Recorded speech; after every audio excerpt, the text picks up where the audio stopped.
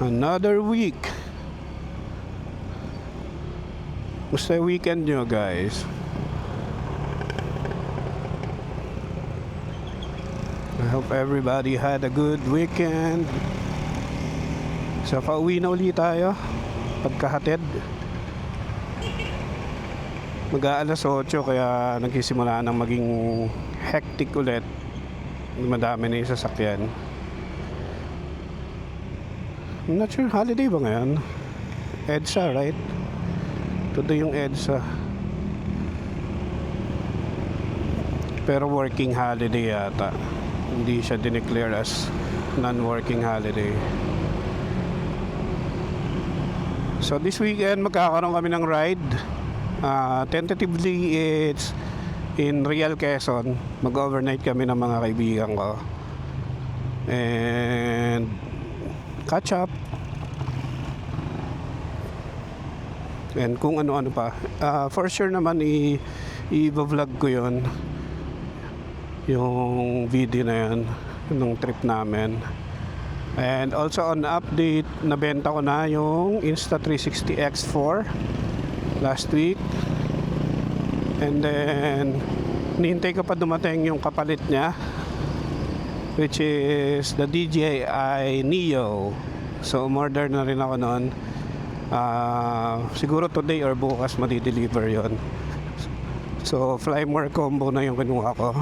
Bakit DJI Neo? Bakit hindi Flip? Bakit hindi high-end? Hindi Mini 4 Pro? Yung Neo kasi sakto lang sa budget. And parang mas madaming use case ako magagawa. Since hindi naman ako magpapalipad ng drone na sobrang taas. At saka occasional lang din naman sa ngayon yung mga biyahe natin. Kaya I think hindi pa ganun ka worth it na gumastos ng malaki para sa drone.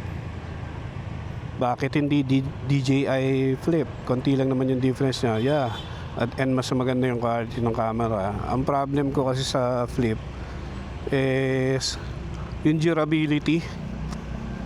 Parang kung ano yung selling point niya, yun din yung weakest point niya, which is the folding propellers. And since beginner pa rin ako sa drone, I don't think pasok sa akin yung medyo questionable yung quality. At least sa DJI Neo, parang tangke. Kahit maliit, pero parang tangke yung build niya. Ang tibay niya. Tsaka ang daming ways para paliparin mo siya. Pwede ring maging entry point mo siya kung gusto mong mag first person na drone. Kailangan mo lang ng goggles saka remote controller. Pero I think I can live with the limitations ng DJI Neo. For me, it will work do sa use case ko. Kasi kanya-kanyang use case naman yan eh. Kung ano yung mag-work para sa'yo.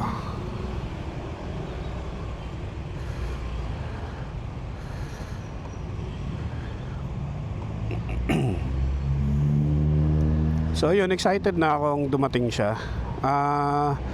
Ayun, ulitin ko lang yung reason ko kung bakit ko nilet go yung Insta360.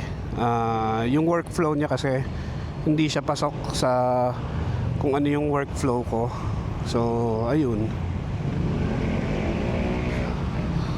hindi rin kasi ganun kadami yung extra time ko para sa additional workflow. So I think mas maganda yung drag and drop lang sa PC and then import mo sa editing software and then you're good to go. Kay X4 kasi I tried yung mga single lens mode niya. Hindi siya pasok eh. And then kung magti 360 naman ako, there will be additional time para i-reframe mo yung mga shots, which is hindi rin siya ganun kadali minsan. laging may something.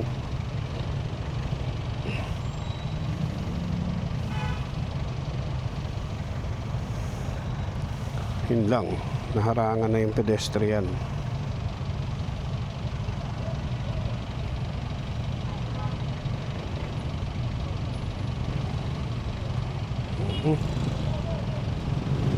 Go.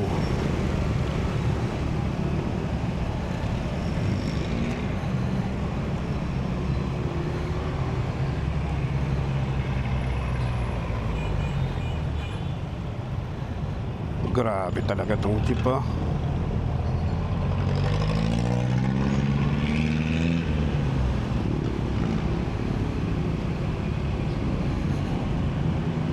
Siga.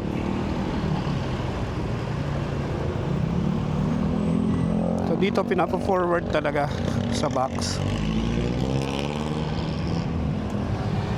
Alright, thank you.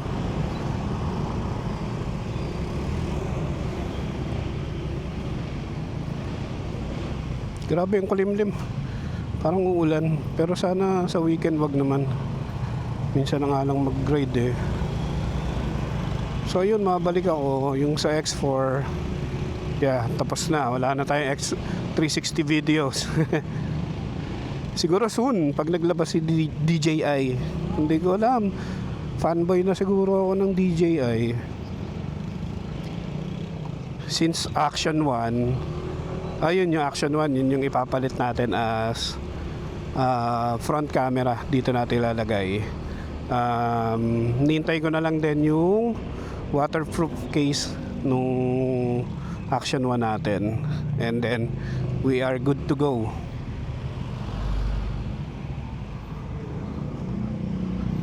So, sana yun na yung feeling ko naman, yun na yung final setup natin for 2025. Pag may mga biyahe tayo, yung tatlong DJI cameras yung gagamitin natin.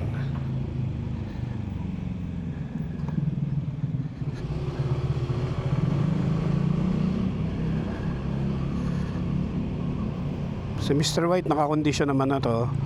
So wala tayong problema sa kanya. Excited na ako makakapag-ride ulit. So far, okay naman tong 2025. Every month nakakabiyahe tayo. So sana tuloy-tuloy this year. At least isang biyahe kada month.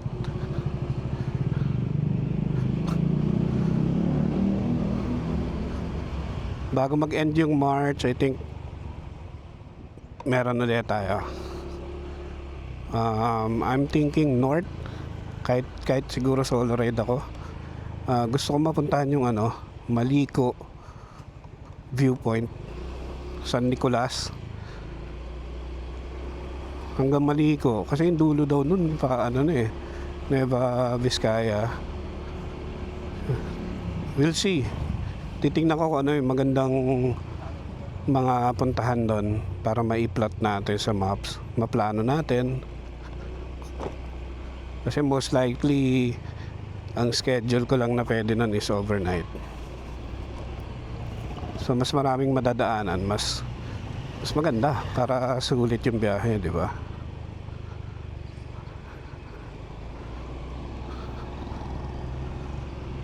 Alright, dito na ulit tayo.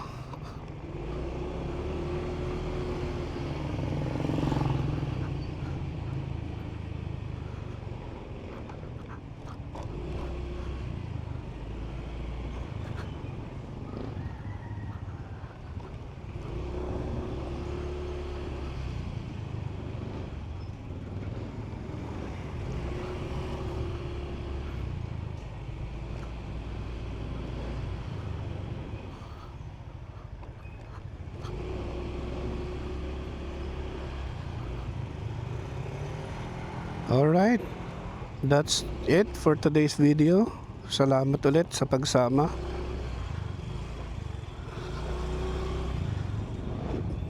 Ciao, peace.